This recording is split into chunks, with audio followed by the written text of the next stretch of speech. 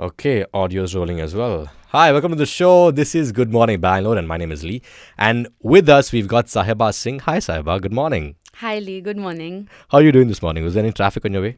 No, not much. Not bad, actually. Very rarely those days happen, though. Yeah. Sahiba is the founder as well as the owner of Flux Studios, Flux School of Arts in Bangalore. It's located opposite the famous Rameshwaram Cafe, right bang opposite it, on top, above Bama, right? Yes. Third floor.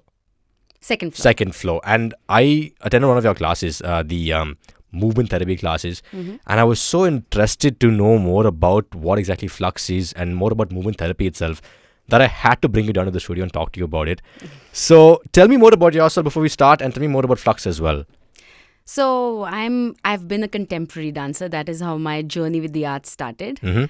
I generally have a passion for writing. Lovely. So I sort of combine the two forms, and what I primarily do now is dance theatre, which is basically two expressions of Right. voice and the body Yeah. that come together. And there is so much with that space, Yes. where we just express our emotions, True. the good, the bad, and the ugly, everything. Yeah. In a safe space.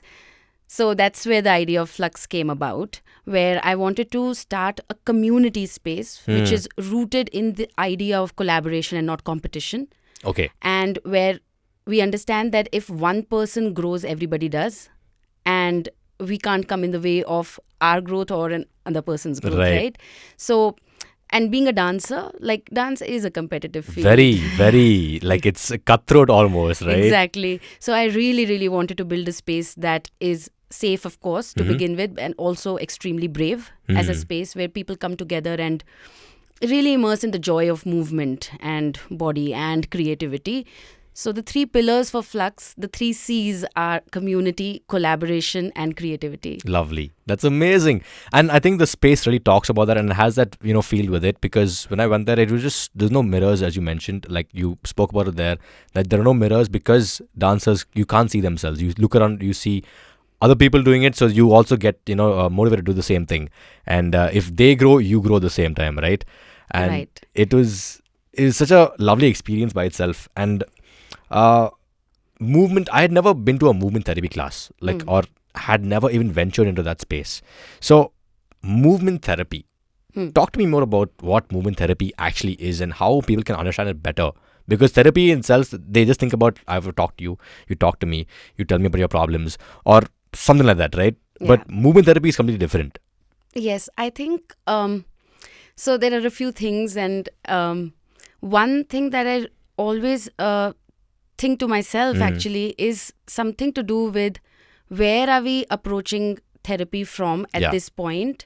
Because I'm a psychology student myself, and when we studied psychology, it was primarily about, the psychological principles of Jungian Yeah. principles and Freudian principles. But today, the world is moving so fast Yeah. that it needs an evolutionary, pioneering approach to understanding what our current day and age, issues Yes. are. Yes. Those issues did not exist even 10 years ago. True. I would say things are changing very rapidly. And a lot of our principles are based off of them, right? Yes. Freudian, Jungian. Yes. Because I studied psychology too in college, and I Right. was like, I don't agree with this at all. Anymore, yeah. No, It made sense at one point in time. Yeah. Maybe, right? But now it's just completely out of time, out of context by itself, right? Yeah.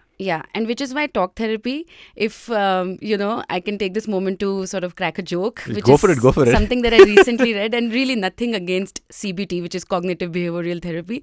But the meme said that I might as well just gaslight myself into believing that I'm okay. And then the other person says, oh, wait, that is CBT. Which is to say that we are looking at the fragmentation of the mind, right? Right. Our mind is fragmented. It tells us one thing, and then we do another thing, and then we want to do something else, and that is where the issues with the mind are coming up. And then we are taking the mind into talk therapy and speaking from that perspective. It's not going to work. It's like an easier analogy from a physiological space would be that, let's say somebody has cancer, which is basically, as a layman, we know that cancer is basically cells mutating. Yeah. So you ask your cells to stop mutating. Don't mutate. Don't mutate. Yeah. And that's how you'll stop cancer. That's not going to happen. Yeah. So talk therapy by itself alone is not going to do the work, which is why we look at, okay, where are the issues? firstly, we ask ourselves, where is the mind? If I ask you, where's the mind? Usually, like very quickly, you'd say, In the head, the you'll brain. point towards the brain, right? Yes. But that's where the brain is. So then where exactly is the mind? Is something that I had brought up in the movement therapy session also. It's all over the body. Or forget the mind, I always say mind is a trickster. So let's go back to more scientific, more tangible spaces, right? Where are our emotions? Where are our feelings? We can't see them in an X-ray. We can't really get an MRI and say, oh, that's where my grief is sitting, or that's where my shame is sitting, or my guilt is sitting. And these are the things that are eating us up. What are they eating on? What is going on? It's all of it is going on in the body. Right. I think there's a clear distinction that we have with ourselves, that the mind and body are two separate things that we keep telling. Mind over matter, body over mind, right? But it's one and the same thing. Exactly. It's the same thing. Exactly. Because as human beings, we are, I don't like to say that we are more evolved than animals or we are better or whatever. Of course, we are animals. But we do have, we just don't have the consciousness and the awareness. We have the awareness of the fact that we have the awareness. And the loop is endless. That is our mind. That is our cognitive ability. That is great. But we can't leave the body behind. The more we go into the mind and the overthinking patterns and the fragmentation of our own personality and ourselves, we keep getting more and more disembodied, which means that we keep leaving our body away. We stop sensing the body. The gut and the brain stop talking to each other. The nervous system gets dysregulated. Autoimmune issues come up. Cells start to mutate. There are a bunch of things that happen because there is a lack of ease within the body, which leads to dis-ease. I love how you brought that in a full circle. I feel like you said this so many times in your classes that you just said that over here as well. I think I just feel it in my bones, really. And obviously, like, I really look up to Gabor Mate, Gabor Mate.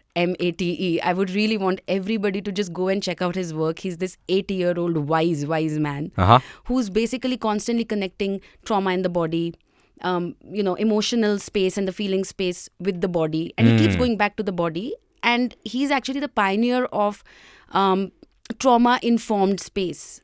So he talks about the fact that our world needs to be trauma-informed. And trauma is not just something that happens to you.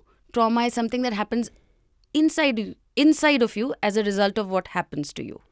It's like it's a reaction almost. It's what your body goes through as the experience you go through. Exactly. Right. Understood. And he also says that trauma is not just something that happens to you. It is also something that does not happen to you. Okay. So, for instance, if a child is not really loved or shown that physical affection or hugged or even an adult or whatever, that's a lack of affection or lack of love that also is leads traumatic. to trauma. Yeah. So, all of that plays out in the body. So, his work is actually centered a lot around the body, and I really take a lot of inspiration from that. It's amazing. And movement therapy itself, right? So, I think I got a very small crash course that day, right? And you said, I can sit for 6 hours and do this. So today we won't sit for 6 hours in the studio and do this. But talk to me more about why we should also, like, we did talk about movement therapy just now. But what do you usually do in your movement therapy classes? How do you go about telling people to bring out their feelings through movement therapy? What are the things you try to bring out with them? See, primarily there is a lot of technique-based movement work. Like I said, I'm a contemporary dancer. Yeah. So there is a certain way, I think the way people are taught what to say, what to do rather with the body. Like what exactly do you need to activate? What joint, what muscle, how, what do you have to find there? What spaces are we looking at? From that perspective, I tell people to follow two things. One, efficiency. It shouldn't feel like, oh my God, I'm doing too much. It shouldn't feel like fitness. It shouldn't feel like it's not, let me go through this pain because it will lead to something good. No. Yes. In this moment itself, it needs to be efficient and pleasurable at the same time. Actually going into the body and really understanding, slowing it down, bringing breath to it, bringing more awareness. Interoception is an awareness of the body. Proprioception is the awareness of like the things around us as we are moving. These senses, as we activate them, we go further and further into the process of embodiment, getting into our body. Like for instance, if you're sitting on this chair right now, how do you feel your sit bones, your thighs touching the chair? How do you feel the soles of your feet touching what you're wearing, your footwear? So feeling each and everything around you, like your body in relation to the environment around you. Yes, increasing that sensitivity. Okay. It has many Yeah. benefits. One of them is that it takes us away from the patterns of overthinking. Which I do so much. All of us, right? It's just so one- much to do. My brain is on causticity or 103%. Like it's always like, if I don't do something, if I'm not doing something and like, physical or mentally stimulating, then I'm gone. Like I just spiral down, and it's so hard for me to bring myself back to reality. Right. And I think your movement class showed me that I can do that by just doing simple things. Yeah, and simple, our body is meant to move. I always say this to all my students that if we were not meant to move, then we would be trees making our own food and we didn't have to work. I mean, trees are very lucky that they don't have to really go to work because they can make their own food, right? They don't have to hunt. They have like their leaves That's and they it, make yeah. their own food. Except that they're rooted, so they can't move around. Yeah. So there's a pro and cons to everything. Yeah. Right? We can move around, which means that we should move should be around a lot moving. more, and our body is actually, our physiology is so different from any other animal life out there also, because our spine is not horizontal, it's a vertical spine. Right. And we are actually always balancing on 2 feet. We say we are standing, we are walking, but we are essentially Balancing. we're doing very difficult stuff. We're constantly balancing and walking, running, and there's so much that we do. And the opposable thumb, the way our spine is, how much we can move, the fact that we have a ball and socket joint, which is the shoulder and the hip, where the range is More. almost like 360, so a little less than 360, Yeah. but it kind of moves around fully, which is not what happens for animals actually. Because so we have a lot more range in our body for us to move anyway. Lovely. And I think people may confuse movement therapy with working out. Not the same thing. I mean, see, at the end of the day, then it comes down to with how much awareness and an understanding of the technique of the form itself that you're doing, right? Like, this is So you're nothing- saying that if we're moving, like working out, but you're doing it with like proper form and you're completely aware of what you're doing with each muscle, Yes. it's sort of like movement therapy Yes. in a way. Yeah. Right. Any kind of movement, walking, sitting, Amazing. lying down, getting up. If we are doing it with awareness and a certain understanding of alignment of the body and the posture, it is movement therapy. Now, the thing is, we don't really have to learn movement as much as we have to unlearn negative patterns. Right. You see, like the right kind of movement, the right kind of alignment is our default mode. Right. What Yeah. we have gone into are some unhealthy negative patterns with our postures or with our general movement. They settle because of traumas and emotions and other things, and that is why connecting the emotional space with the physiological body space, the two, is very important. And that's what you bring out in your movement therapy classes. And I also speak a lot about the gut because Yeah. like a lot of people say like gut is the second brain. I really think that brain is the second gut. Oh, okay. Gut is very important. Right. A lot more important than brain, because this is a scientific fact. There is efferent messaging, which means there's messaging that is going from gut to the brain. 80% of the messages are going from the gut to the brain, and then the brain is reacting to what the gut is asking for. So we have a gut microbiome. Yeah. So there's a whole culture of like bacteria, this, that, everything. Ideally, we want good bacteria inside our gut. Yes. But for whatever reason, lifestyle, sleeping less, stress, fight, flight, freeze responses, whatever, like the general pesticides, food, whatever. There's a connection with the outside world to our inner world and all of that. Our gut is not like always like in its perfect shape. So when we have when our gut microbiome is not very healthy and we have a lot of bad bacteria, that bad bacteria, for instance, does not want dopamine. So it doesn't send the signal to the brain to release dopamine. Okay. And then we feel sad. Okay. And the brain is not going to release if the gut is not asking for it. The brain will only release if the gut is asking for it, which is why nutrition and food also becomes very important. And if you notice, our entire connection is such that if we are happy, genuinely very happy, or when we work out and we are feeling good because We the feel hungry. endorphins we feel hungry and we feel like eating good food. Right. Yes. Yes. It's only like that stress eating, that binge eating, when we are not feeling happy, that is the time when we run towards whatever, like Yeah. junk, burgers, this and that and whatever. And that is what messes up and so it's a vicious cycle. There's already a mess up happening and then it You messes up keep even more. right. This reminded me like of a time I went to Gokarna and I slept in the afternoon a little bit.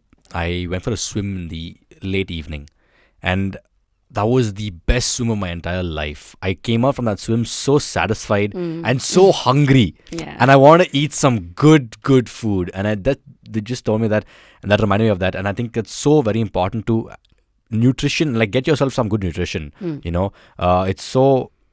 Your gut is telling you so much. If you just listen to it, I think you'll learn so much about it, right? Yeah. Coming back to aerial yoga, you have so many different classes and so many different programs at Flux School of Arts. You do aerial yoga, right? Yes. What are the benefits of aerial yoga? So aerial yoga, a lot of people feel like it's the next step from yoga. If I've done yoga, then I can do aerial yoga. But actually, just to break the myth, aerial yoga is a very easy form and it's a very fun-filled form. See, I'm all about having fun. It looks really fun, but it looks scary for me. I'm just like, no, Yes. I'm just gonna make a fool of myself at the moment. Yeah. Right. See, I'll tell you, the hammock, which is the aerial silk, it's used. It's used as an aerial silk. In fact, our ceiling height is 14 feet. People use it from like 20 feet, 30 feet, 40 Whoa. feet, whatever, and they do like straight drops and stuff. You must have seen it in the Olympics or whatever, like the aerial acrobats and stuff. So this, firstly, it's not very high. Secondly, it's not an open-ended hammock. It goes around, it starts from one end and it loops and goes back up, right? Right. So there's a closed circuit loop Okay. here. So you're not going to fall. You're pretty much settling in the hammock and doing things. Secondly, the things that it's tied to, the swivel, the carabiner, the sling, everything, the whole apparatus of it is basically mountaineering equipment. Okay. So imagine like climbing a big mountain with Right. those equipment, and people sort of rely on those harness and everything, right? So we are doing the same thing with the aerial yoga. So it's Completely safe. Right. It's completely safe. The anchor bolt that goes into the ceiling is the anchor bolt that sort of fans kind of hang onto wow. and Yeah, stuff. yeah. So it's a good apparatus. It's completely safe, what you're Yeah. saying. Yeah, that's But it. I also understand that, see, this is the thing with the mind, right? I can tell Yeah. you and I'll say it's safe, But but you'll there's still will know. very, yeah. The body will still have that hesitation, which is fine, and it's welcome. Like I said, Flux is a safe space. It's good to accept the fact that I'm scared and then go into it, trust the teacher. The teachers also take you very slowly into the process. And then it's just a matter of a class or two. That's about it. Once you do your dive, once you do that inversion and you realize, oh, I'm actually supported by the hammock. The hammock is not against me. It's my friend. Yeah. It's supporting me. That's the time when the benefits come out, in the sense of, for instance, hanging upside down in an aerial yoga hammock, we are not using our strength. So we are not trying to understand how to do a headstand. We are just hanging into the hammock itself with a certain technique, which once we get over the fear that I might fall, because I guarantee you that you won't, there are 2-3 locks that your body gets into to find that alignment, to go inverted. So imagine doing an inversion without bringing in the shoulder strength, arm strength, doing a headstand. If I had to teach you a headstand, it's going to take a while. It's going to take at least 3 months for us to do regular yoga to do that. But to be able to achieve the benefits of the inversion without learning that and getting started with that in the first class or the second class itself is really good. Yeah. And it's very good for women's health, just generally, with polycystic ovaries disorder and all of that. These inversions are really good. Okay. So it helps the blood flow. Blood flow, yeah, generally. Right. Aerial yoga looks fun, but I'm still like, as a person, I may not try aerial yoga, but it sounds fun. I'm open to doing new things. So maybe a little bit more selling you have to do for me. That's about it. You should just come for one class. That's all I say is just come. After that, you just leave it on us. Okay, done. I'm coming. If nothing else, we have a really nice cafe. So you can just come and eat. Your and cafe is leave. beautiful, by the way. I think you guys had some ragi dosa or something. Yeah, so we have vegetarian food. And like we have, I'm a Punjabi and it's kind of like the menu is set by my mother. Lovely. So it's rajma chawal and curry chawal, chole chawal, gobi parantha, aloo parantha, wow. and all healthy stuff, like it's tasty and healthy. And we need good fats also, right? Yes. Very important. Yeah. Talk to me more about the women's circles and the and how it works. And Can I attend a women's circle? Yes. So every new moon and every full moon, we do these women's circles called rewilding. The name is inspired from the book Women Who Run with the Wolves by Clarissa Pinkola Estes. I want to just repeat this again for anybody who's hearing this, men or women, but women especially. If you haven't, by Women Who Run with the Wolves by Clarissa Pinkola Estes. This is available on Amazon. I don't know why I'm telling you this. No, they haven't paid me for it. But they Are you sure? It is really my Bible. Like this book saved me. It's a brilliant book. And it talks about the wild woman archetype, and it talks about what it means to be wild and wise at the same time. And so taking from there, we basically run these women's circles called rewilding, where we do somatic healing, which is working with the body and the movement, sound healing, story sharing, storytelling, expressive art, circle sharing, a lot of authentic relating games, card pulls, creative writing, journaling, intention setting, manifestation. Each new moon, each full moon is a different theme. It's when are we coming? What are we coming to right now? Full moon? New moon? Yeah, now we have the full moon coming up. We just finished new moon. We had a beautiful session. So basically every fortnight. New moon, full moon, new moon, full moon. Right. That is also twice a month we have these sessions. These are women's circles open to everybody. Okay, explain that though, because people will assume that, I mean, women's circle would only primarily be meant for women, right? What are you trying to break over here? I know there is some kind of break that's happening over here, but what exactly is happening? So, a lot of times, and this is just semantics, right? I'm just going to like focus on the words right now, because a lot of times, this work that I do, like which is women-centric, comes across as it's anti-men. Yeah. Or that I have a problem with men. Yes. There is no problem. There is no enemy. Both men and women are actually victims of systemic issues like patriarchy and a bunch of other things. Forget that. Let's not talk about that. It's a very long topic. Yeah. But what we are addressing from us, again, like a body space or a spiritual space, is the masculine energy and the feminine energy. And if we go back into civilizations and we look at how people have approached this duality in our paradigm, there is yin and yang that the Chinese talk about. There is anima and animus that Jung spoke about. Yes. There is Shiva Shakti that mythology talks about. There is masculine and the feminine that is the English language talks about. Yeah. And then there is Ida and Pingla, which is yoga talks about Ida Nadi and the Pingla Nadi. These are like, basically this is the nervous system. So now in fact the West has caught up and they're talking about the polyvagal theory, which is the ventral vagal and the dorsal vagal, which is similar to Ida and Pingla. Basically, vagal is what again? The vagus nerve. Right. It's the vagus nerve. That's the 10th cranial nerve that starts from the 10th cranial section and goes and attaches itself to the gut. Okay. That nerve is actually responsible for the gut-brain communication. Okay. And then again, there's a whole science to it. Peter Levine is the person who talks a lot about it. So if somebody wants to know a little bit more. But the idea being that we are basically dealing with, our paradigm is a dual paradigm. We don't understand light if we don't understand darkness, and vice versa. So here, the interplay of these two energies, yin and yang, you can call it Shiva Shakti, you can call it solar, lunar, you can call it anima, animus. The polars, basically. The two polar opposites. Yeah. They're not opposites though. But you know what I mean? Like, it's the two polars. They're holding. Their existence is because the other exists. Yes. If one goes away, the other will also vanish. Yes. You can look at it from a quantum physics perspective, that it's matter and antimatter. Correct. Or something it's that. Like the writing on a paper. You can't see the black ink without the white behind it. Exactly. Right. Or the even better, like you said, black and white, the stripes of the zebra. We don't know if the base is white and the stripes are black, or the base is black and the stripes are white. I think the zebra is white. Yeah. And then the stripes are black. But we can look at it. But you won't tell. Exactly. I get what you mean. So the masculine energy and the feminine energy. Now when we speak about our paradigm, our world, the way it is, it's very clear that if we talk about politics or we talk about industry, we talk about the corporate or whatever, right? The space is completely controlled and defined by the masculine principles. I'm not saying male. There is a lot of female representation. But at the end of the day, the women or anybody with the feminine energy, a male with the yin energy also has to suppress that part and up the part of the masculine energy, which is very important, which is driven in ambition and competition and expansion rather than collaboration, sustainability, and slowing down. We need both, yes, but our scales are a little unbalanced. Yes, at this point. But I took an example of industry and politics and a bunch of things like that. But what I personally started realizing was a yin-based,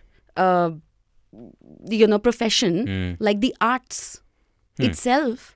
When we are talking about a filmmaker, a screenwriter, even authors and book writers, or musicians, bands, the space is still, the stories are still masculine oriented. I mean, of course, there are a lot of things are getting better, which there are a lot of female voices coming out, mine being one of them. Definitely. In the larger space, like a tiny thing that. So, but the thing is that we have to look at the fact that the scales are very, very unbalanced, and we are not bringing the feminine principles out into the public, which is the principles of sustainability, which is something that we really need right now, because we are battling climate crisis, whether we like accept it or no. It's true. Yeah, it's a fact.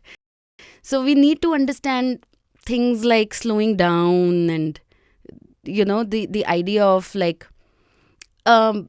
trying to not be scared of complexities of emotions, but understanding that we are complex beings and we can't be linear. We can't be this 1-1-0-0-1-1-0 exactly only. Yeah. And the more we suppress it and the more we run away from it, the more it's actually going to build that pressure and implode or explode one way or the other. So, which is why it is very important that these rewilding, we really genuinely welcome men into the space to speak about this, because I have realized that because this isn't against men, and men are really willing to hear and understand. In fact, a lot of times more than women are still carrying a lot of anger towards whatever, towards patriarchy, towards men, whatever. What I always say in my rewilding sessions is that women first have to come together, understand what is happening, and then develop a language that we can use in a genuine conversation with everybody. Because if we come from a space of no, we versus you, it's not going never gonna happen. That is the masculine space. Exactly. I mean, sorry to say, if we have to completely. I talked to the other day, my friend and I were talking, and I don't know how controversial this may sound, but we were saying that a lot of times feminism, or the new wave feminism that people think what feminism is essentially patriarchy again masked. Internal, exactly. It's not a new. Internalized. That's it. It's nothing more than you're calling yourself a feminist, but you're doing the same thing that the patriarchy does. You're not trying to bring about a change in the entire thing, which is what we want. Right. Everybody. And patriarchy doesn't actually only affect women, it affects everybody. Everybody. In fact, it's affecting men so much more. Yes. Because women can actually use that anger and express it outward. Yeah. Men are not able to express at all right now. And it is so important that as women, we create a safe space for men to be vulnerable. If we don't create a space for men to be vulnerable, then they are also going to suffer and we are also going to suffer. Correct. So that is one. And just because you said that internalized patriarchy, right? So women have the space to work today, okay? Nobody's stopping them. It's brilliant. But the overall structure, if it's built on masculine principles, then understand that a male, a professional being who's masculine, who's a male, who is more centered in his masculine space, is going to naturally give into assertiveness, competition, expansion. And a female who's rooted in her yin or her feminine space will not be able to do that. She'll have to go much more against her nature to compete with him. Rather than, if she says, hey, let's collaborate and do this together, she's not going to get that promotion, because the entire premise is not based on that. Which means she'll have to change her entire personality, her entire mental makeup, physiological makeup to fit into and get that extra promotion. What that happens in the body is, and this is why the mind is so powerful, that the mind says, okay, let me compete because that's what I'm expected to do. But how are you going to compete? Something in the physiology has to change, right? So the mind says, the body says, okay, let me stop having estrogen and let me have more testosterone in your body, which is what is leading to polycystic ovary disorder for women. Wow. So it So- comes back to an entire loop Yeah, itself. That's yeah. insane. We will table this discussion right now because we Yes. can go into one I can huge go tangent. on. I'm very passionate about this. Tell me more about Accents. Accents. Tell me more about accents. What exactly accents is? So Accents is our flagship course actually in contemporary dance, and the idea is that again for it to be extremely collaborative. So it's an open course. Anybody can join anytime. At a given point in time, there are always going to be beginners, elementary dancers, intermediate dancers, and advanced dancers helping each other. The course has basically 5 teachers, and we teach floor work, partner work, all like specific like contemporary dance technique, release technique, somatic work, everything to do with like flexibility, body conditioning, body strength, and all of that. It's a year-long program Okay. with 6 months of intense technique training, 3 months to fill up the gap if they, took a break or whatever, because, we understand that people can't regularly come for 6 months. So 3 months to fill that gap, and then 3 to 4 months of intense production rehearsal while the technique training continues. Right. And that production rehearsal is what leads into a dance theatre performance, Superb. an original narrative-based performance. In fact, the last batch of Accents is performing a production on March 31st, Superb. April 1st and April 2nd, Friday, Saturday, Sunday Amazing. at Flux. It's called Stories We Tell Ourselves. Uh-huh. It's the idea is centered around relationships and heartbreak and love lost and love gained and closure and a bunch of things like that. So please do come Lovely. for I'll it. definitely come for it. Definitely come for it. What else does your studio offer? You have a lot of programs. I'm looking through their website, which is thefluxproject.com. Yes. And you have theatre, so much more. Tell me more about that. We have theatre, we have improv, we have photography, we have dance, aerial yoga, and and women's circles and flux socials. And the idea is centered around, because it's centered around community. Right. There are a lot of these community events and all of that. Superb. The space is open to other artists and professionals to come in. So and if they want to rent it out for like a hour or 2 or more than that, they're willing to do that. Yes. Amazing. That's so nice. And it's located on 12th Main, right opposite Rameshwaram Cafe. Yes. Rameshwaram Cafe. And well, thank you so much for coming down and talking to me more about this. I'm so glad we had this discussion. There's so much more we can, talk more about this. And looking forward for you coming back to the studio and, have a Rewali session over here maybe. Yeah. Never know. Absolutely. It'll be fun. I would love to. It'll be fun. Yes. Thank you, Sahiba. Have a great day. Thank you. Thank you.